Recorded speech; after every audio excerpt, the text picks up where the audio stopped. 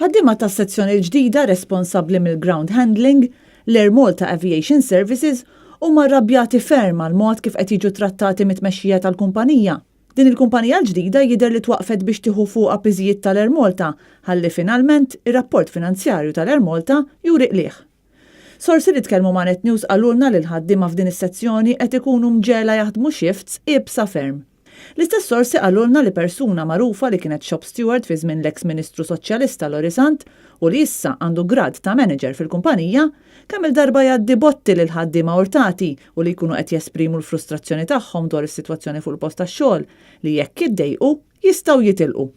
Dawn il-ħaddiema qed jingħataw shifts li lanqas biss josservaw il-perjodu ta' mistrieħ mitlub bil-liġi ta' 11-il siegħa u qed ikollhom jidħlu saħansitra għal shifts ta' 4 sigħat filgħodu biex imbagħad jerġgħu jidħlu għal shift ta' 4 sigħat oħra filgħaxija.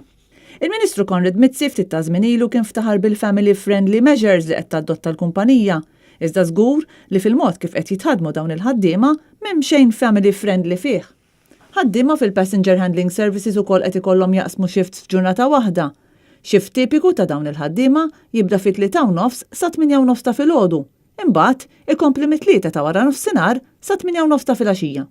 Il-ħaddiema li tkellmu ma' Net News qalulna li mu qed isibu l-ebda sosten mill-union li tirrappreżenthom, jiġifieri il-General Workers Union, u qalu li ħafna drabi meta jitkellmu mal-ħaddiema, ir-rappreżentanti tal-union joqogħdu jduru mal-lewża u fil-verità ma jsir xejn konkret mill-union biex titranġa s-sitwazzjoni.